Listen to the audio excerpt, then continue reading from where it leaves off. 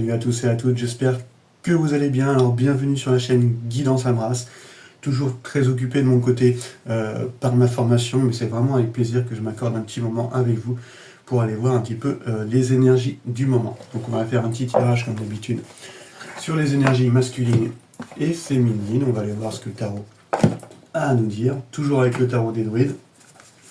Et je pense que même en naturopathie, je continuerai de conserver ce magnifique outil qui nous permet vraiment d'ouvrir une porte sur notre conscient et de mettre des mots sur des énergies, des émotions, des choses qu'on n'aurait pas l'habitude d'exprimer sans cet outil. Ok, allez c'est parti, on va tirer 3 cartes pour l'énergie masculine et 3 cartes pour l'énergie féminine. Allez go. Hop, bon ça veut parler. On a la justice qui est tombée à l'envers pour l'énergie masculine.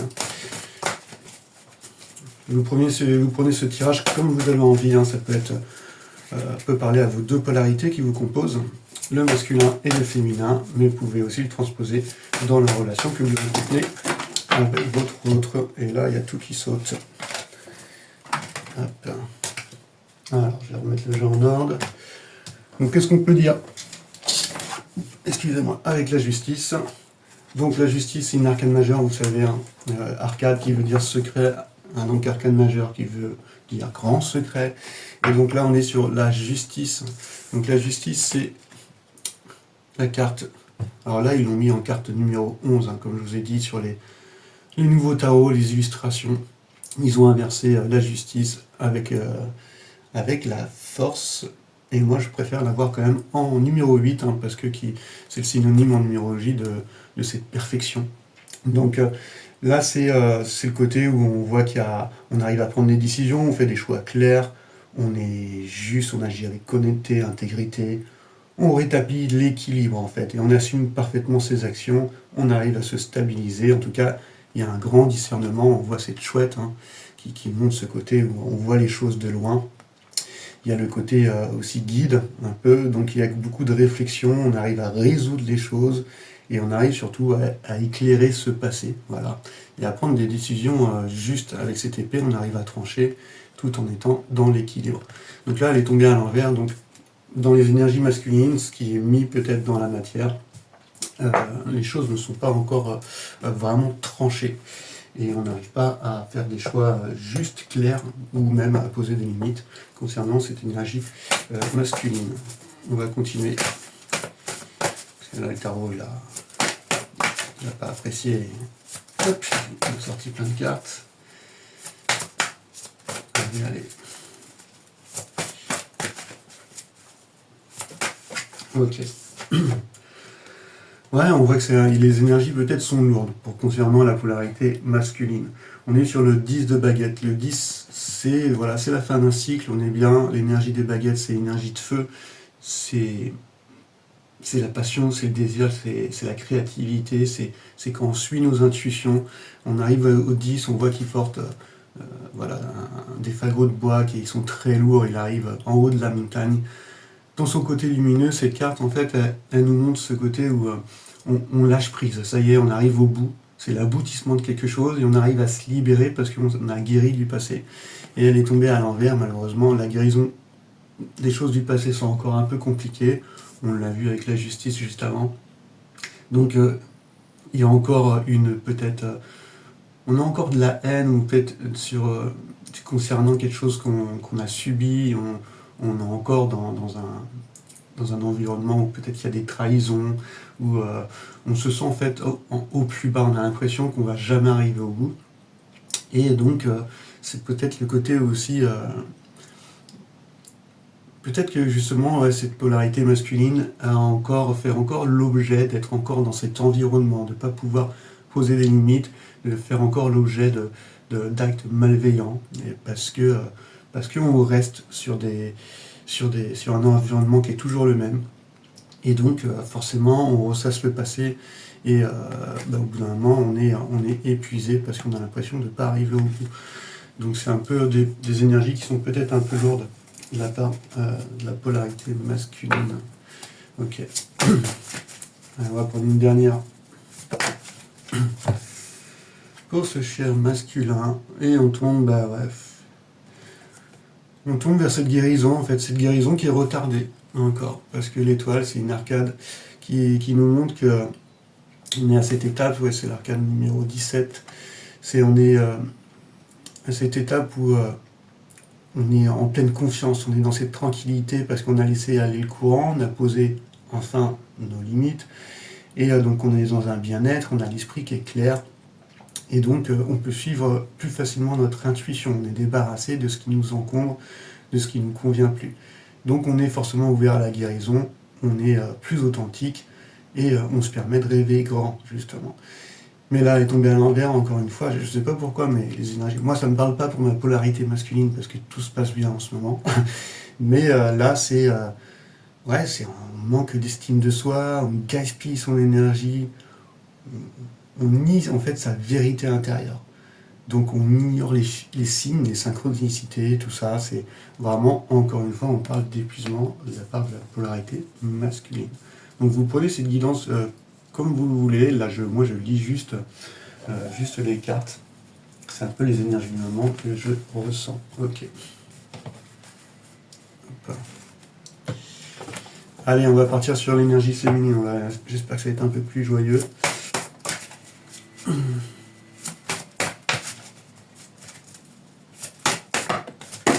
Ok, il y en a une qui a sauté. Il y en a deux. Hop. Bon, bah, c'est bien ce qui me semblait. Déjà deux arcades majeures. Donc là, on est sur la grande prêtresse, sur le soleil. On n'a pas d'autres qui sont tombés. Ah, une petite dernière. Et elle va venir tout de suite. Et on récolte les fruits en plus de ça. Là, c'est le jour et la nuit. Là, on part sur la grande prêtresse. Donc c'est vraiment ce côté féminin divin. On voit, c'est une sorte de chaman qui est connecté, qui ouvre les bras à la lune. Donc c'est le symbole vraiment du féminin dans toute sa splendeur. Et on voit ce côté où cette féminine est vraiment pleinement à l'écoute de son intuition. Elle équilibre un petit peu le pouvoir d'action du magicien en numéro 1. Donc elle peut mettre des choses en action avec la réflexion en fait de la papesse. Donc en fait c'est le côté où elle sait prendre des directions, elle est comment on peut dire, en fait elle a une connaissance, on voit qu'elle a le livre de la connaissance ici, mais elle n'a même pas besoin de l'ouvrir, parce qu'elle est connectée au tout. Elle a cette pureté, elle peut rester dans le silence, là on voit qu'elle est dans son sanctuaire, elle écoute ses rêves, elle continue à mettre en gestation aussi des projets. C'est vraiment cette sagesse intérieure. Et c'est le côté où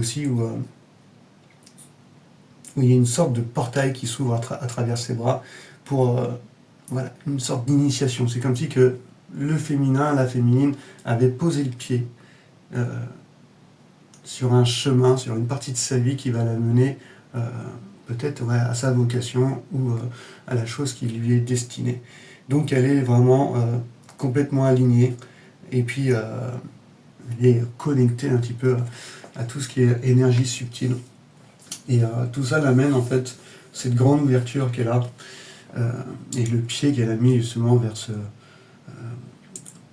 pour passer un petit peu ce portail qui va l'amener vers ce qui lui est destiné, lui ouvre justement ce côté authentique qu'incarne le soleil, cette joie de vivre, ce côté où on est libre d'exprimer pleinement son essence.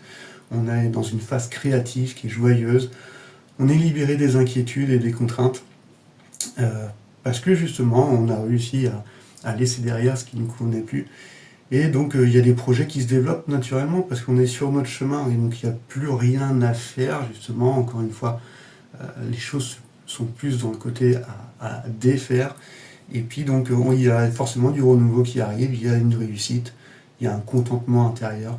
Et donc c'est vraiment la reconnexion à cet enfant intérieur et qui nous permet de nous réaliser pleinement. Et d'être dans cette lucidité grâce à cette ouverture avec la grande prêtresse là. Donc après, tout s'écoule.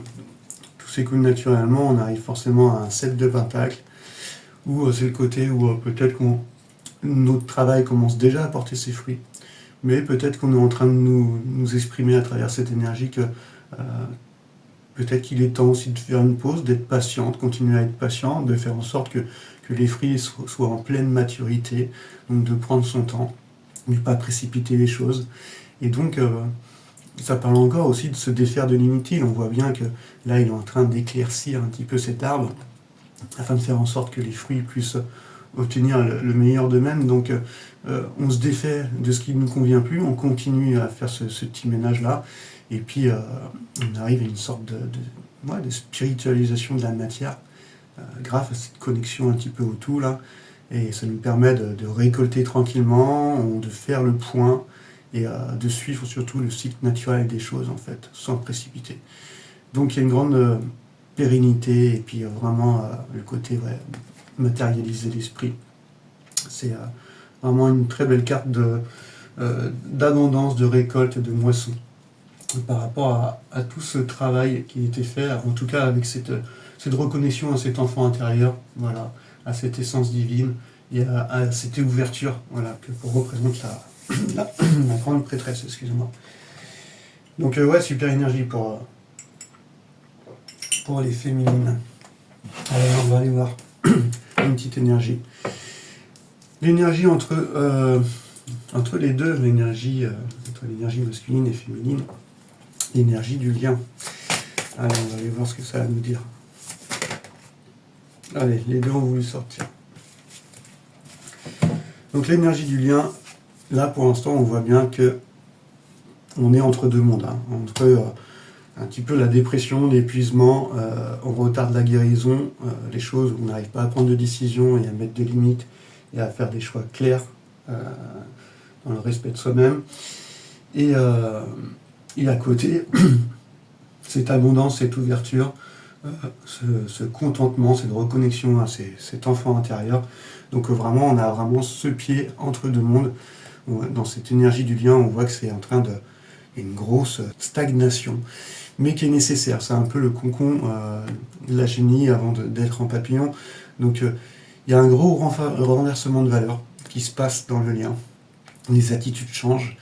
On lâche prise complètement sur les attentes. Donc il y a une grosse compréhension qui se fait, d'une part pour se prioriser soi-même, et aussi le fait d'avoir cette patience et de s'accorder les choses pour nous-mêmes avant tout. Donc on voit les choses d'un angle de vue différent, on voit que la tête elle est complètement à l'envers, donc il a une vision de voir qui va être différente, et on voit également qu'il est pieds et poings liés, donc là c'est le côté où on est obligé de s'abandonner à ce qui est. Donc on est obligé de laisser aller le courant de la vie, et ce qui nous permet vraiment de pouvoir se transformer pleinement.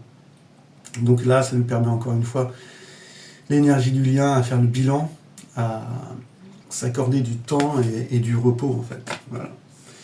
Donc c'est un peu ce que l'énergie du lien pousse à faire. Et du repos, pourquoi ? Pour se reconnecter à son corps, avec cette reine de terre, cette reine de denier. On voit bien que c'est le côté féminin, c'est la reine qui va accueillir les choses, donc elle va être à l'écoute de son corps, elle va prendre soin de lui, elle va prendre soin aussi de son matériel autour, hein, qu'elle est en train de spiritualiser, de ses finances, mais elle s'accorde aussi du plaisir. Elle sort, elle voit du monde, elle prend du temps pour elle, et donc il y a une relation avec la terre aussi, elle se reconnecte à la nature. Il y a ce côté aussi, on suit encore une fois le rythme de la nature, donc on a cette patience, on est pragmatique aussi. Ce lien nous permet de savoir où on va réellement. Il n'y a plus de zone d'ombre en fait par rapport au lien, et ce qui fait que tout ça nous fait en sorte qu'on va vers quelque chose de vrai en fait, parce que toutes ces situations nous poussent à retrouver pleinement sa confiance en soi, à s'assumer tel qu'on en est, à se reconnecter à son essence. Et donc là, voilà, c'est une magnifique énergie pour clôturer cette petite guidance sur ce qui se passe dans le lien en ce moment. Donc voilà, ça sera vraiment une mini guidance. En tout cas, ça m'a fait plaisir de vous faire ce petit tirage. J'espère qu'il aura résonné en vous.